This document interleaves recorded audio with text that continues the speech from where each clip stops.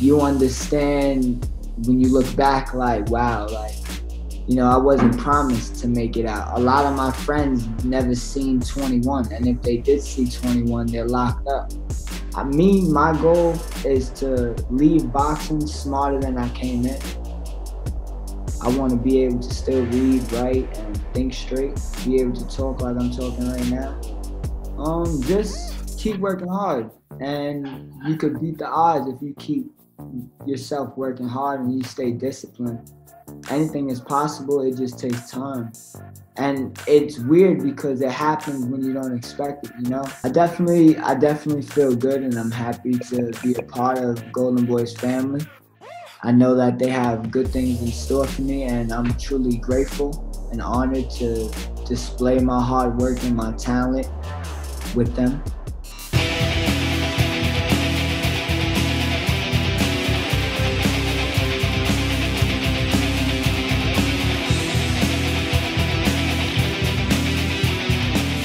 James, first of all, thanks for having us. And I truly believe that boxing is not only boxing, it's about stories. Yeah. How's it going, my friend? I was having a conversation with the Golden Boy people, and your story is great.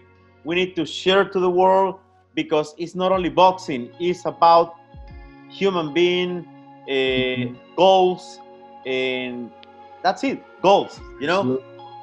I definitely feel good, and I'm happy to be a part of Golden Boy's family.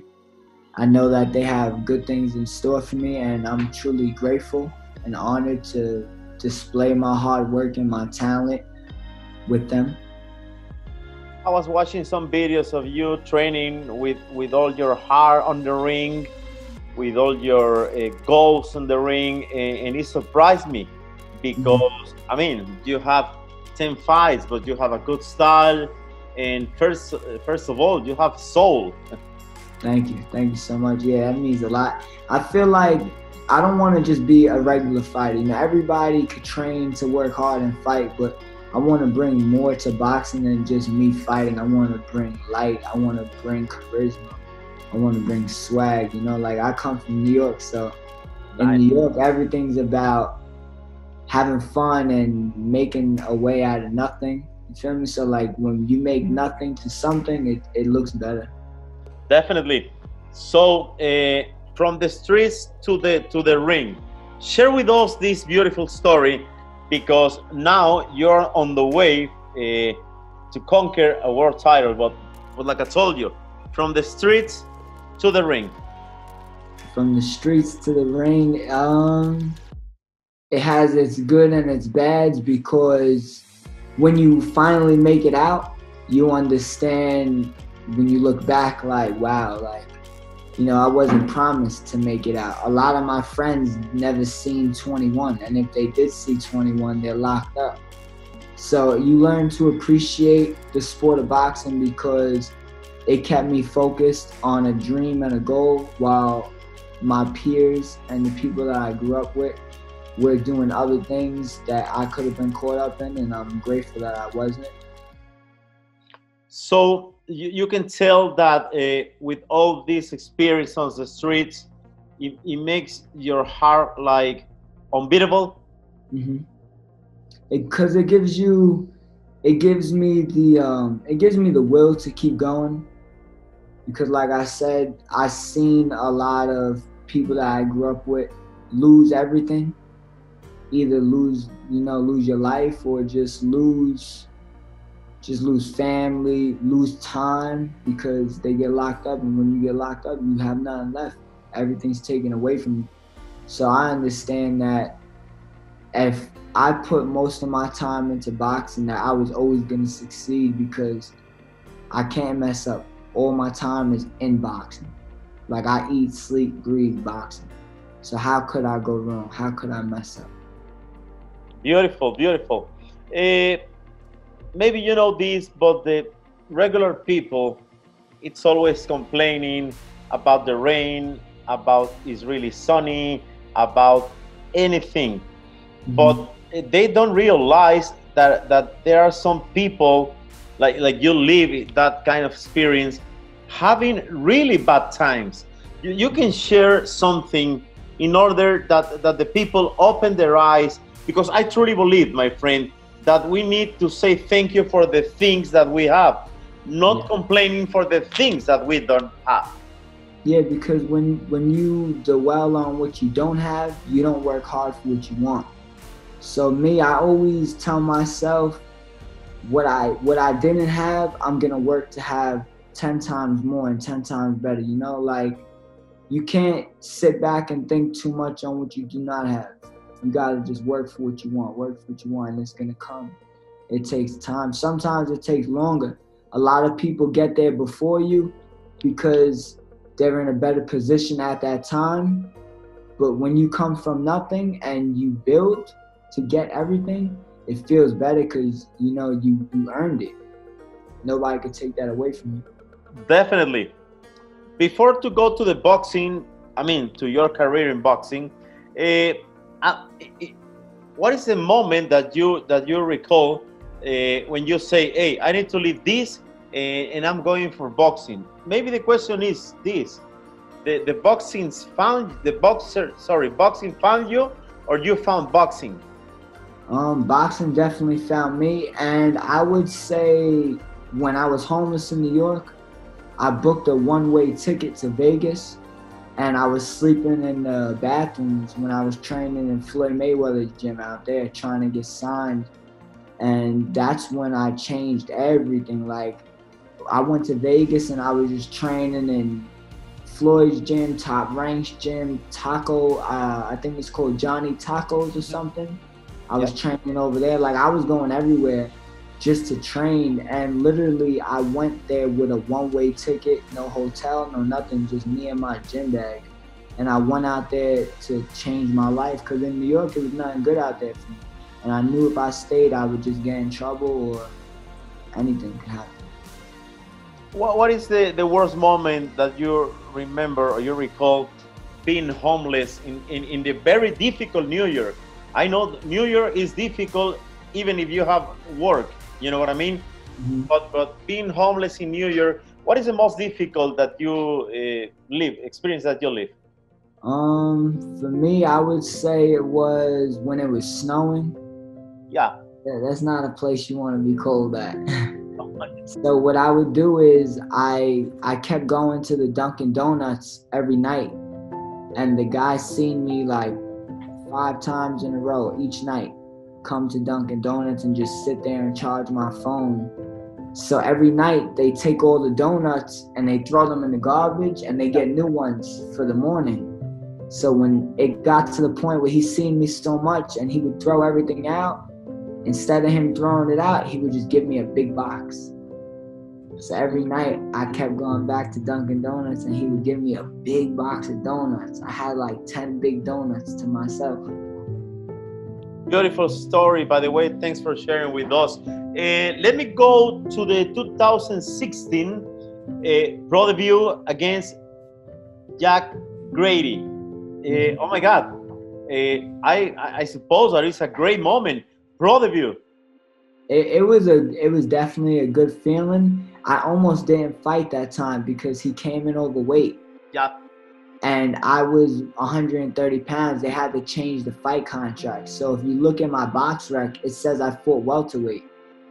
What I did was I got on the scale with my clothes on and my shoes. Oh my God. I put like a whole bunch of things in my pocket so I could weigh more. And after they weighed us like that, and I made weight because I stuffed my pockets with food and everything to weigh me down, make me heavy, I took it off and we had like a fake weigh-in. Yeah, I don't know if you know this, but Manny Pacman Pacquiao, he needs to do the same. He put some stones on his pockets and then he make the weight. Yeah, because I didn't weigh enough. I had to gain weight. Unbelievable. But well, your last fight, you are, so lucky because you are the guy in a group of few guys who fought in 2020. Actually, it was in Texas. And I even got to have fans there. Yeah. Fans at my fight. Definitely. What do you remember about this fight A against? lot of fans at my fight. A lot of people following you, right? Yeah. What are your memories about this fight against James Early?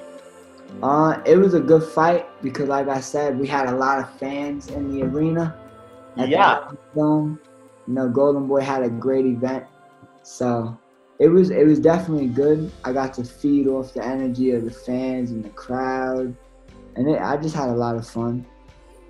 Awesome. You can tell that you are feeling really good in 130 pounds, right? Yeah, I make weight easy. Easy. So no worries. With this, maybe this light at the end of the tunnel, you have some news about your next coming fight? Yeah, hopefully have a call for late July. Nice. And I heard that it's going to be in Vegas, right? Oh, I don't know. The Golden Boys have some plans to do something in Vegas, maybe in LA. Yeah, I don't know. I just stay focused in the boxing gym and keep working hard, and I wait for them to tell me where I fight. They could put us in the phone booth.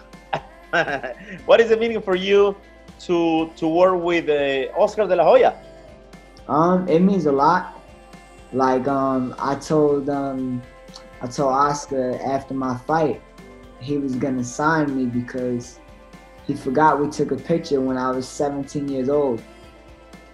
And I told him after we took that picture when I was a kid that he was gonna sign me. So I showed him the picture and he signed me now. Oh my God. Have you ever think, I mean, you are 24 years old, my man, but you are like my maestro, my professor, because you have a lot of knowledge, a lot of stories. Have you ever think about to write a book? A book? Yeah. Yeah, I started writing one, but it's nowhere near done yet. Like I told you, you're a sensei, you are a maestro, you are a professor, because you are young, you are really young, but you have the soul of an old man. Yeah, people tell me all the time I'm an old soul. It's coming, believe me. I remember when I was 20, now I'm 53. You fought in Mexico. I'm from Mexico. How was that? I love TJ. I got to fight out there like probably 3 or 4 times I fought out there. Yeah, I know. TJ. I like it out there a lot. You when like when I go to TJ, yeah, and I eat the tacos there, still to this day I can't eat a regular taco and it's not the same. No, come on. Everybody say we have tacos. They don't know a shit about tacos. Tijuana. Hey, and the best thing out there is the glass soda. Oh, the glass soda, the Coca-Cola, the glass one. I like that. Coca-Cola from Mexico. Yeah, in the glass bottle. Not in a glass bottle. Not in the plastic. Old-fashioned, right? Yeah, that's the best one. What is the difference to fighting in Mexico comparing to USA? Fighting out there, a lot of people think it's easy because, you know, you fight guys with not a big name or anything, but they don't understand that these guys, they fight and work hard for their families, so they don't come to lose. Like, they come and they fight hard. Like, one of the guys I fight out there, I dropped him 6 times. Wow. This man just kept getting up, kept getting up, kept getting up. And it's crazy because out of all the headshots I dropped him with, I knocked him out with a body shot. He had too much tacos the day before. How can you describe Mexican boxing? It's a beautiful style, Mexican style boxing. If you can add Mexican style boxing with good head movement, that's my favorite type of boxing, because you entertain the crowd, you please the crowd, and you give people a good show to watch, you know? And when you do it with head movement and you're smart, you protect yourself. So I feel like it's great. Awesome. So what can you tell to the people who are following not only your boxing career, but are following you as a human being, because you are a big example that if you have a goal, you can make it no matter what. Just keep working hard, and you could beat the odds if you keep yourself working hard and you stay disciplined. Anything is possible. It just takes time. And it's weird because it happens when you don't expect it, you know? Like when you wait for something, you wait. It's like if you order pizza and you wait for the pizza guy to come and he tells you 30 minutes, you're going to be outside the door in 30 minutes for your pizza. But if somebody tells you train and keep working hard and you're going to make it one day, they didn't tell you when, they just told you one day. So you keep working hard, and you're waiting for that day to come every day. And it can happen any day. You just gotta keep going. My friend, let me, and sorry, because I mentioned you like my friend, but I feel like I know you from so many years ago, because your philosophy, the way you talk, the way you speak, the way you see the life impressed me, and you touch my heart, and I can tell from the bottom of my heart that you're gonna make it. I don't know what day, like you mentioned, yeah. But you know, you have a special gift. I truly believe that God touched you, and He permit that you live these very difficult times, but now the good things are coming. I can tell, I can feel it, and I can imagine when I was starting this interview how happy I am now. I truly appreciate your words, because like I told you, I learned a lot from you in a minute. Mm-hmm. Thank you, I appreciate it. And you know, I noticed too that things are changing when I stopped paying to fight and I started to get paid to fight. That's great. Let me ask you two more things. The name of our show is No Puedes Jugar Boxeo, en español. It means you cannot play boxing, because I truly respect boxers, because like I told you, you cannot play boxing. What do you think about the name of our show? I think it has a strong meaning behind it, because if you look back at last year, 2019, we had a few deaths in boxing, and I feel like it shows a lot of respect for the fighters, because like you said, you can't play boxing. Anything is possible. You could get hurt and lose your life, or you know, sometimes just be mentally ill after boxing. So you want to protect yourself and remain smart, remain strong. My goal is to leave boxing smarter than I came in. I want to be able to still read, write, and think straight, be able to talk like I'm talking right now. Yeah, definitely. Why crunch time? Why crunch time? Yeah, I like it. Well, explain to the people. I was sparring in the gym, and I sparred like 2 or 3 people one day. And the first one I knocked out with a body shot, and the other 2 guys I just beat up really bad. And my friend made a joke, and he said I was crunching shit. So I told him it's crunch time, and it stuck with me.